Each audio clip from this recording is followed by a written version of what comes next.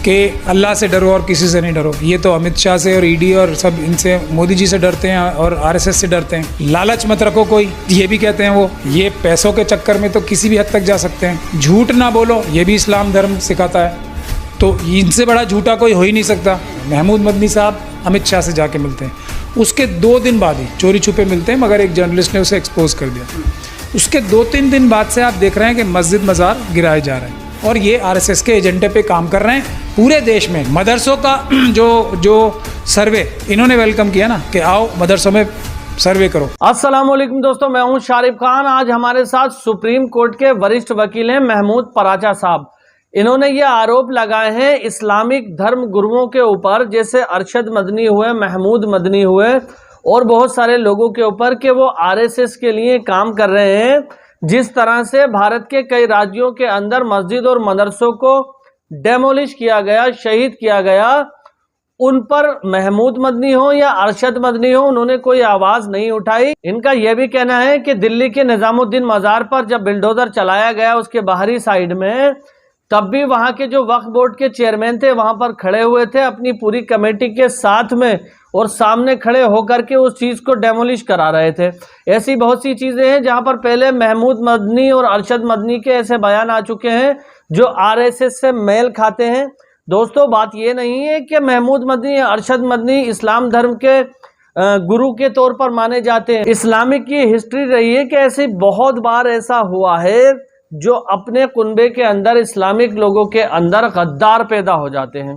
इस बात को मैं किस लिए कह रहा हूं? इस बात को मैं इसलिए कह रहा हूं कि जब सुप्रीम कोर्ट के वरिष्ठ वकील महमूद पराचा साहब को आप यहां पर सुनेंगे तो वो आपको बताएंगे कि किस तरह से इस्लाम धर्म के गुरु बन करके मुसलमानों को ठगने का काम कर रहे हैं ये लोग, और चंद पैसों के लिए ऐसे काम कर रहे हैं जिसके बारे में जानकर आप दंग रह जाएंगे। वीडियो को शुरू करते हैं। सुप्रीम कोर्ट के वरिष्ठ वकील महमूद पराचा साहब के पास उत्तराखंड की 2 मस्जिदों को शहीद करने का भी केस आया है दिल्ली सुप्रीम कोर्ट में। अब इनको वो लड़ना है, उसको चैलेंज करना है, वो जो फैसला हुआ है। देखते हैं कि क्या रहता है। फिलहाल महमूद पराचा साहब से बातचीत करते हैं और आगे की रणनीति के बारे में जानते हैं। मस्जिदें और कब्रिस्तान जो ये ढाए जा रहे हैं पूरे देश में और दिल्ली में ख़ास तौर पे, अमानतुल्लाह जो चेयरमैन है वक्फ बोर्ड के, उनके भी और अमित शाह जी के सबके आपस में घनिष्ठ संबंध है। उस सब में ये साजिश में शामिल है। पर मुझे बहुत डाउट है कि ये इस तरीके से डायरेक्ट बोलेंगे कि बीजेपी को मुसलमान वोट करेंगे, ऐसी अपील करेंगे या ऐसा कोई रास्ता दिखाएंगे।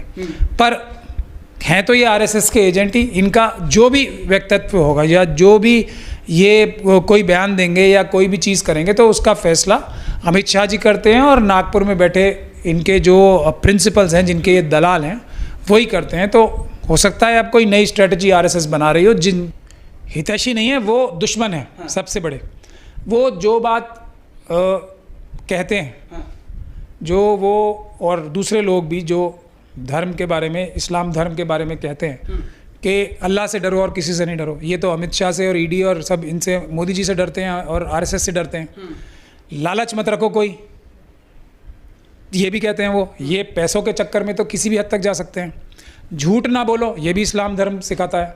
तो इनसे बड़ा झूठा कोई हो ही नहीं सकता। अब देखो ना, आपको ही कितना गलत इंप्रेशन ये है कि ये बेगुनाह मुसलमानों को जेलों से छुड़ाने का काम करते हैं। ये तो उनको जेलों में बंद कराने का काम करते हैं। ये हमारे पास बहुत सारे सबूत हैं और मैं इनसे इसलिए बार बार बोलता भी हूँ कि ये किसी भी दिन आपके चैनल के माध्यम से या किसी भी चैनल के माध्यम से मुझसे डायरेक्ट डिबेट करें। कभी नहीं करेंगे, ये भाग जाते हैं मुझसे। क्यों? क्योंकि मेरे पास ऐसे सबूत हैं कि ये लोग, जिन लोगों को, बेगुनाहों को, मुस्लिम बेगुनाहों को पुलिस पकड़ती है, एटीएस पकड़ती है, एनआईए पकड़ती है, वहाँ से वकील रिकमेंड किए जाते हैं। जिन वकीलों के नाम एनआईए पुलिस रिकमेंड करती है, उनको फंड कौन करता है? ये तंजीमें, चाहे वो जमात इस्लामी हो या ये महमूद मदनी, अरशद मदनी की तंजीमें हो। और फिर उनके वकील जो होते हैं वो इन लोगों को, जो ये झूठे फंसाए जाते हैं मुस्लिम नौजवान, उनको इस बात के लिए मजबूर करते हैं कि तुम अप्रूवर्स बन जाओ इन केस में। और ये सालों साल तक जेल रहते हैं और इनके बच्चों के नाम पे, बेगुनाह बच्चों के नाम पे, ये पूरी दुनिया से हज़ारों करोड़ रुपए इकट्ठे करते हैं। बहुत बड़ा एक तरीके से आपने पूरा चेन समझा दी है। लेकिन समझा दी मैंने। दूसरी तरह की चेन ये है कि जैसे अभी ये अमानतुल्लाह साहब हैं, अमानतुल्लाह साहब और इनकी घनिष्ठता तो पूरी दुनिया को पता है। ये उनसे मिलते भी रहते हैं, उनसे डिस्कशंस भी करते रहते हैं। महमूद मदनी साहब अमित शाह से जाके मिलते हैं, उसके 2 दिन बाद ही चोरी छुपे मिलते हैं, मगर एक जर्नलिस्ट ने उसे एक्सपोज कर दिया। उसके 2-3 दिन बाद से आप देख रहे हैं कि मस्जिद मज़ार गिराए जा रहे हैं। ये कोई जाके मस्जिद मज़ार रोकने की कोशिश कर रहा है गैर कानूनी तौर पे। वक्फ बोर्ड के चेयरमैन अमानतुल्लाह साहब इनकी साजिश में शामिल हैं इनके साथ, और वो कोर्ट में ये स्टैंड लेते हैं कि हाँ डीडीए को मस्जिदें और कब्रिस्तान जो हैं और अनऑथराइज कंस्ट्रक्शन जो कर रखी हैं उसे गिराने चाहिए। ऐसे ऑर्डर्स भी हम पब्लिक के सामने ला चुके हैं। उसके बाद जाके वक्फ बोर्ड खुद खड़े होके, ये कल परसों जो निज़ामुद्दीन में डिमोलिशंस हुई हैं वो खुद अमानतुल्लाह साहब की टीम खड़े होकर करवाती है, और वो सब एक ही हैं। ये सब कारनामे ये आरएसएस और बीजेपी के साथ मिलके कर रहे हैं। तीसरी चीज़ जो ये काम करते हैं, और ऐसे बहुत सारे दूसरे भी पॉलिटिकल लीडर्स हैं जो मुसलमानों की एक ऐसी छवि पेश करते हैं, सिर्फ हिंदू मुस्लिम बात करते हैं। अब हिंदू मुस्लिम तो आप भी अच्छी तरीके से जानते हो, कोई ऐसी है ही नहीं चीज़। लड़ाई तो है SC ST OBC और माइनॉरिटीज़ एक तरफ, और दूसरी तरफ बाकी बचे हुए लोग जो मनुवादी मानसिकता रखते हैं। हम लोग अम्बेडकरवादी हैं, SC ST OBC और माइनॉरिटीज़ के लोग, और बाकी जो बचे लोग हैं उनमें से भी कुछ लोग अच्छे हैं, लेकिन ज़्यादातर लोग उनमें से जो हैं वो मनुवादी मानसिकता के हैं। मनुवाद वर्सेस अम्बेडकरवाद देश में है, उसकी कभी ये बात ही नहीं करेंगे। ये करेंगे हिंदू मुसलमान, जिससे फ़ायदा किसको होता है। इन्हीं अरशद मदनी ने अपनी यहीं रामलीला के मैदान में मुस्लिम कम्युनिटीज़ की इतनी बड़ी गैदरिंग करके 50,000 से ज़्यादा लोग बोल के इकट्ठे करके उन्होंने क्या बोला था वहाँ पे कि हम मनु महाराज के चरणों में सर रखते हैं और सबसे कहते हैं आओ मनु महाराज के चरणों में सर रखो। आज पार्लियामेंट में भी तो वही काम हो रहा है। बाबा साहब की संविधान को हटा के मनुस्मृति लागू करने की कोशिश की जा रही है। तो ये आरएसएस के एजेंट हैं, और ये आरएसएस के एजेंडे पे काम कर रहे हैं पूरे देश में। मदरसों का जो सर्वे इन्होंने वेलकम किया ना कि आओ मदरसों में सर्वे करो, यही काम जो दिल्ली वक्फ बोर्ड के चेयरमैन अमातुल्लाह वो कर रहे हैं कि आओ और हमारी ज़मीन पे, वक्फ बोर्ड की ज़मीन पे डीडीए आके एनक्रोचमेंट हटाएगी। तो ये सब काम ये खुद कर रहे हैं। ये आरएसएस की साजिश में सब लोग शामिल हैं इन। और उसके बाद मदरसों पे कितनी कार्रवाइयाँ हुई हैं। मदनी साहब कम से कम ये तो आप मेरी बात मान रहे हो कि मदनी साहब जो हैं मस्जिदें तोड़वा रहे हैं। नहीं, मैं नहीं मान। अच्छा, नहीं मान रहे। तो आपने ऐसा कहा ना कि मंदिर भी तो टूट रहे हैं। मुझे लगा शायद आप इस बात से मेरी संतुष्ट हो गए हो कि हाँ ये तो मस्जिदें तोड़वा ही रहे हैं, लेकिन मंदिर भी तो टूट रहे हैं। तो उसके लिए मेरा जवाब ये है आपको कि पहले आप ये देखें कि जो मस्जिदें टूट रही हैं वो कितने 100 साल पुरानी, सैकड़ों साल पुरानी मस्जिदें और मज़ार तोड़वा रहे हैं ये मदनी और दूसरे जो दलाल हैं 100-200 मुस्लिम कम्युनिटी के लीडर्स पूरे देश में डेली। अभी उत्तराखंड, अभी गुजरात, उत्तराखंड से 2 मस्जिदों के केस मेरे पास आ रहे हैं।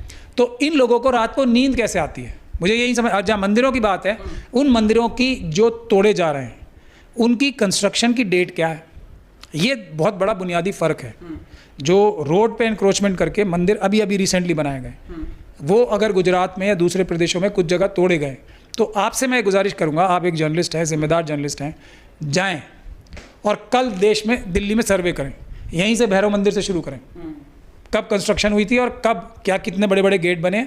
यहाँ पास में ही है ना भैरव मंदिर, तो यहीं से शुरू होता है। वहाँ से जाके आप सर्वे करके एक रिपोर्ट दें कि जो मज़ार और मस्जिद गिराए गए हैं वो कितने 100 साल पुराने थे, और जो ये नई नई कंस्ट्रक्शंस हुई हैं रोड्स के ऊपर, वो जो मनुवादी मानसिकता के जो धर्म को मानते हैं उनकी जो कंस्ट्रक्शंस हुई हैं किस कोर्ट के अंदर नहीं है। पटियाला हाउस कोर्ट में चले जाएँ आप, हर अदालत में, हर पुलिस स्टेशन के या निज़ामुद्दीन पुलिस स्टेशन में चले जाएँ आप।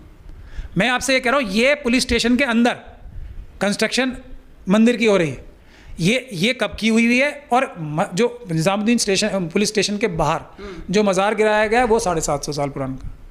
ये फ़र्क है जिस साजिश में ये अरशद मदनी, महमूद मदनी और जितने भी ये हमारे तबलीगी जमात वाले, जमात इस्लामी वाले, ये सब शामिल है। पुलिस के मेंबर हैं PM कुरुलकर, ये DRDO में साइंटिस्ट थे।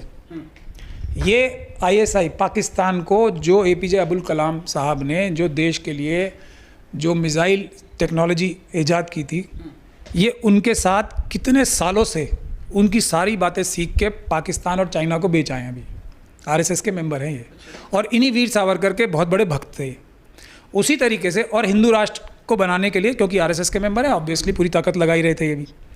तो ये धीरेन्द्र शास्त्री जी भी हिंदू राष्ट्र की बात कर रहे हैं, ये भी देशद्रोही हैं, ये कुरुलकर भी देशद्रोही हैं। उम्मीद करता हूं दोस्तों ये वीडियो देखकर आपको काफी कुछ जानने को मिला होगा। जिस तरह से आपने देखा है उत्तराखंड के अंदर और गुजरात के अंदर जो मज़ार बने हुए थे सैकड़ों साल पुराने, उनको डेमोलिश कर दिया गया है। वहां से ये बताया गया है कि ये गैर कानूनी अतिक्रमण है और इसको इसलिए हटाया जा रहा है। बहुत सारे स्टेट्स के अंदर अभी भी मज़ार बाकी हैं, लेकिन जहां जहां भारतीय जनता पार्टी की सरकार है, आप लोग जानते हैं गुजरात के अंदर भी बीजेपी की सरकार है और उत्तराखंड के अंदर भी बीजेपी की सरकार है। तो यहाँ पर जो गिला शिकवा किया जा रहा है वो अरशद मदनी, महमूद मदनी जैसे इस्लाम धर्म के जो अपने आप को गुरु बताते हैं उन लोगों के लिए किया जा रहा है। मदनी साहब का पहले भी एक बयान आया था कि मनु महाराज के चरणों में नमन करते हैं। तो मनु महाराज कहाँ पर है? इस्लाम धर्म के किसी किताब के अंदर कहीं पर आपको मनु महाराज देखने को मिलेंगे? नहीं मिलेंगे।